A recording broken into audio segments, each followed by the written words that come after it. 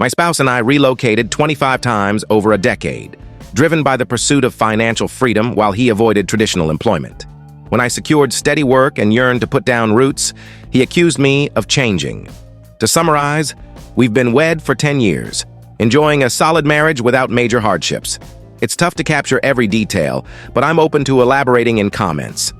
For the past 10 years, our focus has been on attaining financial independence. I wasn't business-minded until I met my husband, who's fiercely entrepreneurial, and his enthusiasm is infectious. Together and separately, we've launched and managed various ventures throughout our marriage, aiming to build location-independent businesses that allow us to live freely, not to retire, but to have greater autonomy. Thanks to his inspiration, I'm now on a career trajectory that could achieve this goal. Over 10 years, we've moved 25 times, chasing better prospects or abandoning ones that fizzled out.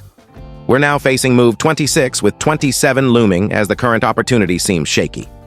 Without specifics, my business income swings wildly. Some months I earn mid-five figures, others just a few hundred. Outside this, I work in food service, where pay is capped. My husband, a professional, could easily land a six-figure job. His current online venture generates low four figures monthly. Historically, we've leaned on him returning to work when funds dwindle. He's in high demand, able to secure a job almost instantly, whereas I struggle to find comparable opportunities. Here's the core issue, and I'll strive to be impartial. My husband is utterly exhausted, mentally and physically drained from the stress of traditional jobs. He's supported me financially over the past few years when my earnings were low. I've always been mindful of my lesser contribution, compensating by handling nearly all household tasks, even when working 60-plus hours as a manager for half his income. But with our savings shrinking, it's increasingly likely I'll need to find work, sidelining my business for a grueling, low-paying job, about a quarter of what he could earn. I'm frugal. We skipped a wedding. I bought my ring years later. I trim my own hair, and I work from home in casual clothes. I'm not demanding a lavish lifestyle that forces him into jobs he despises. I've taken tough jobs before to support us, and even when my business underperforms, I log 50-plus hours weekly. I crave stability. Not forever, just enough to unpack our belongings without stashing boxes for the next move in 6 to 9 months. We've been child-free, but lately we've discussed starting a family, though it feels impossible amid this uncertainty. I miss my cats, who stay with my parents abroad. I dream of a fish tank and walls adorned with photos.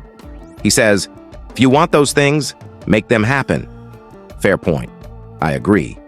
I don't want to depend on him to craft my ideal life, yet this leaves me wrestling with complex emotions I can't name.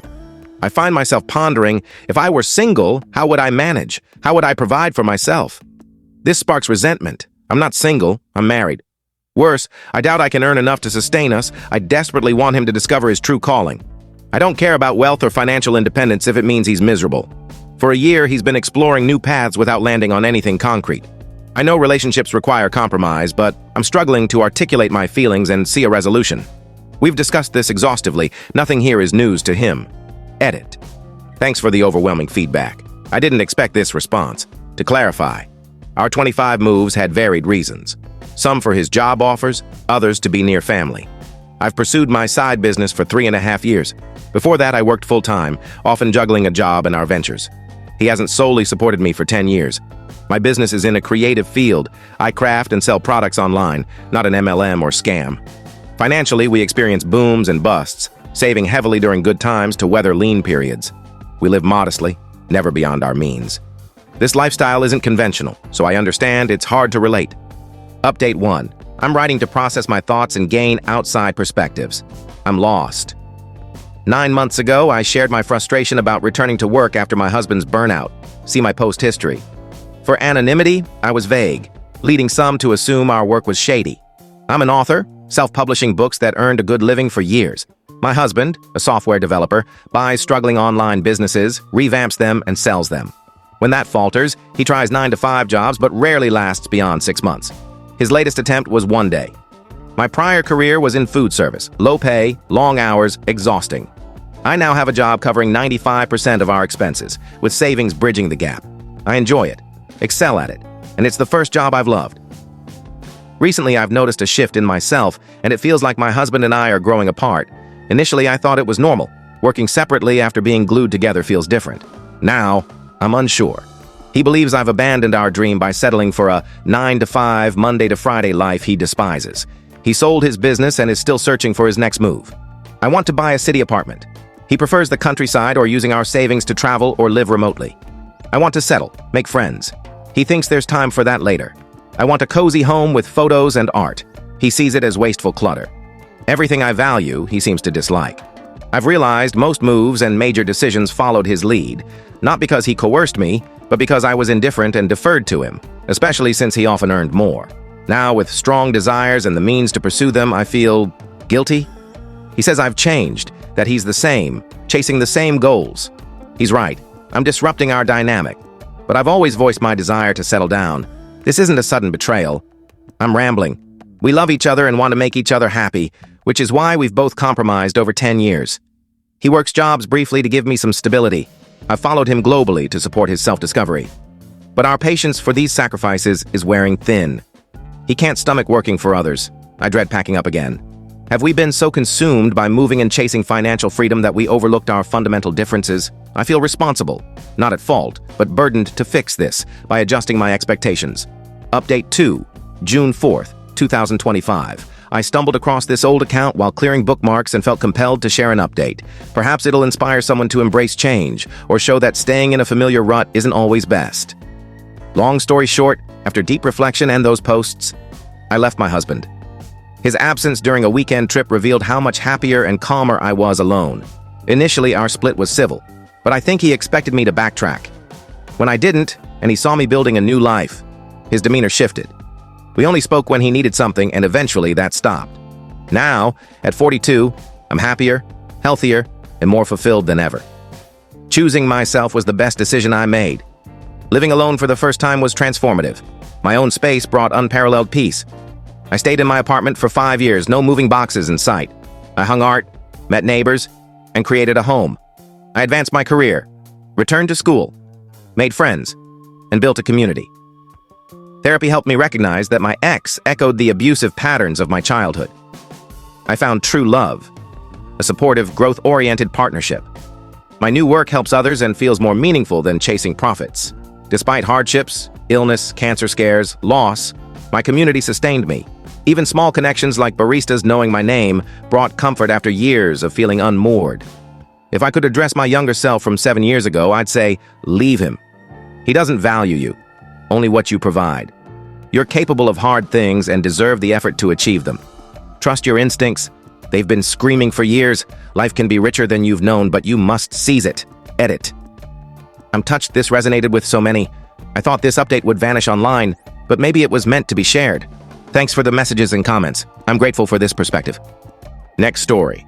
My brother brutally assaulted me, threatening to stab me as his children watched, and when I pursued charges, my family urged me to drop them, claiming he's suffered enough.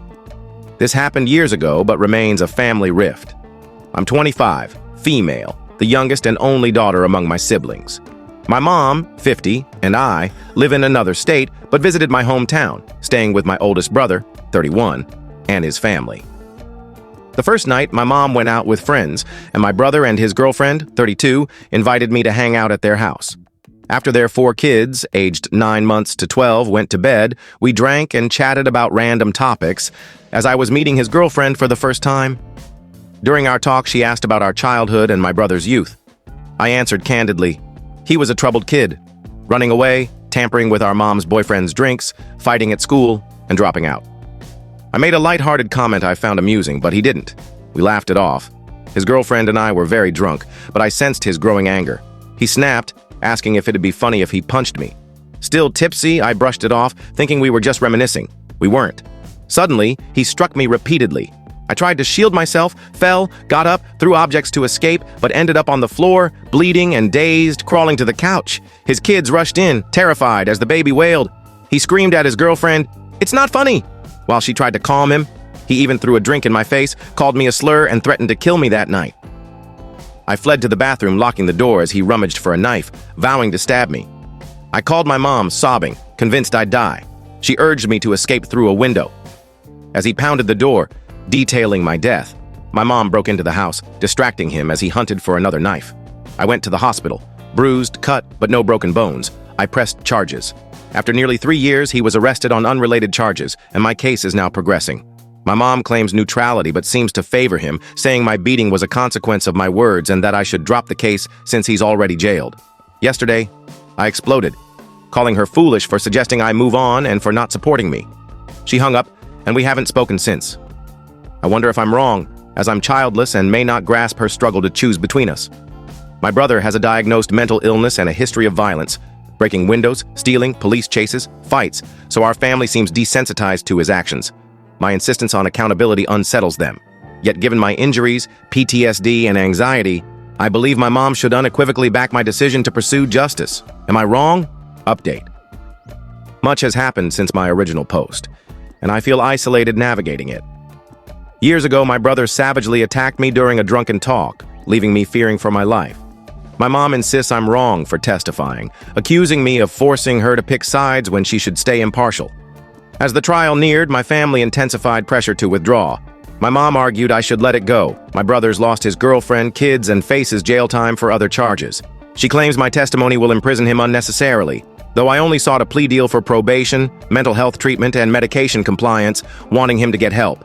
She accused me of harming black men by pursuing this, which feels manipulative, as she's never asked how I'm coping or what I need to heal. It's all about protecting him. He had someone post online about his imminent release. Untrue, and my mom commented, eagerly awaiting his return, clearly choosing him. It worsened. My mom, dad, and grandmother all pressed me to drop the case. My dad, his stepfather, as we're half-siblings, said it's not like my brother committed heinous crimes, implying only those justify action. He accused me of fracturing the family.